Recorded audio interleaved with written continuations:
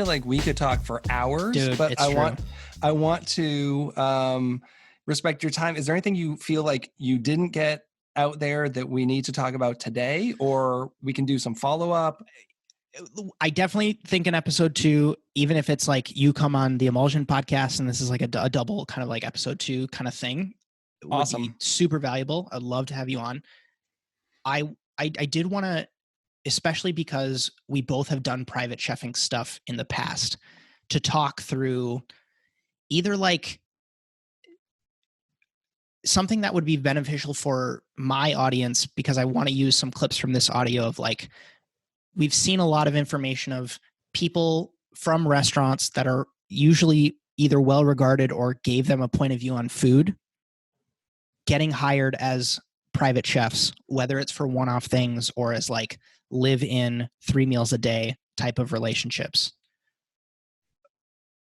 Where is your kind of head on, and you can talk pre-COVID or current times, of like someone coming into that space, what should they kind of be thinking about? And things that have proved to be valuable for you starting in private chefing? I mean, for me, I wanted to run a profitable business. I mean, I think the hard thing is, I've talked a lot with guests. A lot of people are side hustling and they don't know how to make the jump from side hustle to permanent. You know, the reality is I was working at a job where you're making like $60,000 a year, and then tomorrow you're personal chefing. Like, it's very hard to go from there to like, oh, wow, crap, I made 20 grand this year.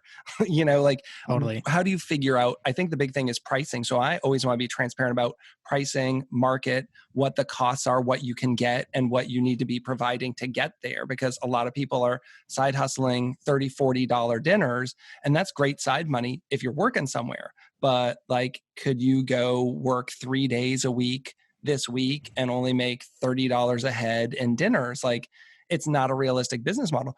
Some side hustles with your pricing and the market you're in, you're never going to be able to support your family on. And I think that's the real truth. And we need to be having those conversations. So first of all, I think you should always do it on the side first. Now, a lot of people are coming into this market with no food experience. I see a lot of people who are accountants and they now want to be a personal chef. They've never done restaurants. They don't have a lot of business experience. And they have this like pipe dream of being a personal chef full time and being able to support themselves on it. And I think that's a dangerous thing. And I really like having those conversations about the reality of it. I've had a number of people on the show who have like baking businesses, like they bake cakes and stuff. And on Instagram, it looks like they have a very successful cake business. But what's success? Because they're also working a 40-hour-a-week job as a something else. And what they're not saying in the public eye is like, oh, by the way, I could never live off of my cake business. And there's nothing wrong with that if you're happy with it. But I think it paints a dangerous picture that like you can go quit your job and start this food business and live off of it. I mean, I make no revenue right now off of Chefs Without Restaurants. It's only Perfect Little Bites. And that's the only job I have. So if I'm not making money with that, I'm not making money. And, you know, I've got a wife and 2 kids and all that stuff, and it's expensive. And I can't be out there making small potatoes. Totally. But I know how to make food. I know how to market to those clients. And I figured out for me what works with what my costs are and all that stuff. So I think having more conversations around pricing and all that kind of stuff is the most important thing. Is we need to be more into it. And I know people always say like growing up, like don't talk about money, but I think I'm doing a disservice if I'm not talking about money and saying like, this is what you can get. Some people might say, well, I've tried and I can't get $100 a head or $150. Like I've had dinners where people are paying me over $200 a head for dinner. And that's like facts. Totally. You know? And bravo for that. But also, so my business partner has this anecdote that I think she got from Oprah, which is teach people how to treat you. I totally screwed up that quote, but it's this very true thing of like, if you continue to do $25, $30 a head dinners, what do you think is going to continue to come through to the door or into your inbox? You know what I mean? Or it's like, if you show people that is the value that you post as the benchmark for your services, like that's going to continue to be where it goes. But it is intimidating, man. Yeah. I mean, do you know Chase Jarvis? Do you know who he is? Yes. Yeah. And he's a Seattle guy. And he's Yep. talked about this a number of times. He does photography. And Seth Godin's talked about that. I think maybe they talked about it on his show. That idea of like, you're always going to be the cheap guy. Like Totally. you go and you do this dinner for $50 a head, like you're not going to be able to convert those people ever to $100 a head. And they're going to tell all their friends that you're the guy who does the $50 dinners. And it's really hard. And it starts this cycle and it starts this trap. And, you know, I've had some of that. I've had customers when I was starting out, I didn't know how to price them.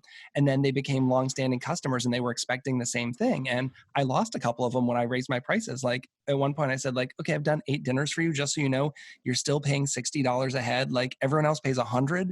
And because you're one of my first like guests, I've honored that. But like the reality is I can't do that anymore. And then I priced them out. Like they couldn't do it anymore. Sure. And you know, it is what it is. So you still continue to do all of the negotiation and client interaction yourself. You don't have anybody else. 0 employees working for me for either of my 2 businesses. So I do 2 things 100% me. Like something's going to give at some point. I'm trying to figure that out. But that's where, you know, you also figure out what works and what doesn't, and you cut that stuff. I think I could pay someone to do some of this stuff that wouldn't even be worth exploring. Like for me, I just value my time and my money and then having to figure what works. I mean, I want to bring on employees at some point, but again, I think that's going to be Chefs Without Restaurant stuff and not Perfect Little Bite stuff. Right. But you know, I always say I have easy pricing. Like when I price my dinners, it's flat pricing. So whether you get jerk chicken, that's $100, or filet mignon, that's $100. Like it's the cost of doing business. And that way I don't have to price out everything. And some people get it and some people don't. Totally. But I don't want to get into the haggling. And then at that level of price and cost, there's a lot of flow. Like I don't have to nickel and dime things. You know, like I know a lot of people who are like, oh, well, you know, I'm only there for 4 hours. Like if I'm there for 6 hours, like you've paid for me. Like, and I can pay for help. Like again, I don't have employees, but when I have bigger parties, I hire people and I pay $40 to $50 an hour. Like I pay people what I would want to get paid because we're going to do a dinner for 20 people at $100 a head. That's $2,000. I might run a 20% food cost. So I'm still making good profit. I have no overhead of a building, no capital expenses. So the only costs then are labor if I'm bringing someone. So, you know, come show up at this house and get there at 5 o'clock and we'll leave at 10 and I'll give you $300, you know, because I got 2,000, take 300 out, I'm at 1,700, you know, and maybe I had $300 in food cost. I still made a good profit, but that's how I want to run my businesses. And put that money back in people's pockets. So I like talking about what I charge, what you can get, and how much I like to pay my employees. Yeah. A big thing that flipped for me was when I met my business partner and she had a bunch of clients that were already in her pipeline, but then I also brought a bunch of people who I was doing dinners for into the Voyager's Table kind of orbit, and having her just advocate on my behalf as far as pricing goes and doing all of these negotiations on contracts and being able to do larger events and coordinate all the things that are involved with scheduling and rentals and venues and florals and all of this sorts of stuff was really valuable for me.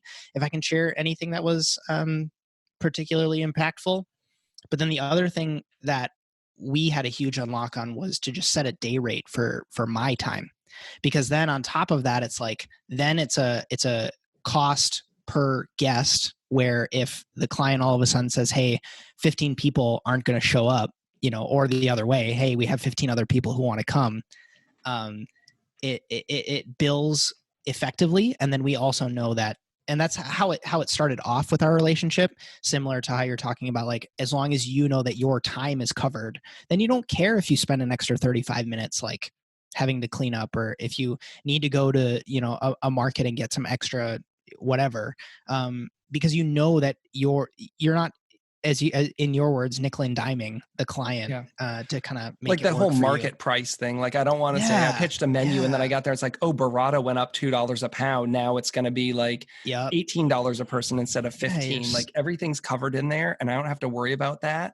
Correct. And not that I want to use cheap product. It's just that, like, it gives me that little buffer. And then from there, like, I throw in bonus courses based on what you get. So if you get a chicken entree, then maybe you're going to get like a really awesome awesome ribeye second course as a bonus. Totally. So it comes out, and I just have built my business on that. So it all comes out where it's about the same, but I can choose how to balance my costs, That's really, I think a lot of people, at least from my audience, will get some value from that, because there's a lot of people who have questions on just pricing in general. Like people like Seth and Chase talk about it a lot, with fear of pricing your work, pricing yourself as a creative, just in the market in general, because I think that's a funny thing about a lot of these combos, is that like, I don't think I've ever hired a private chef to do any sort of party for me, in the same way that Chase Jarvis probably never has hired a photographer before. So they don't have the emotional connection to that purchasing decision. Whereas like any of us have gone out to dinner before and we've paid $7.50 for a plate, or, $14.50 for a sandwich, or, $38 for a main course. And so then for us, emotionally hearing that we are charging $100 for a 2-course or 3-course, you know what I mean? It's like, well, that's exorbitant. But then it's like, no, it's actually not, when you kind of like factor all of this in. And I find another thing that happens. If you can get your customers to tell you what their budget is, I find that helpful too, because I also found that I was like undercharging.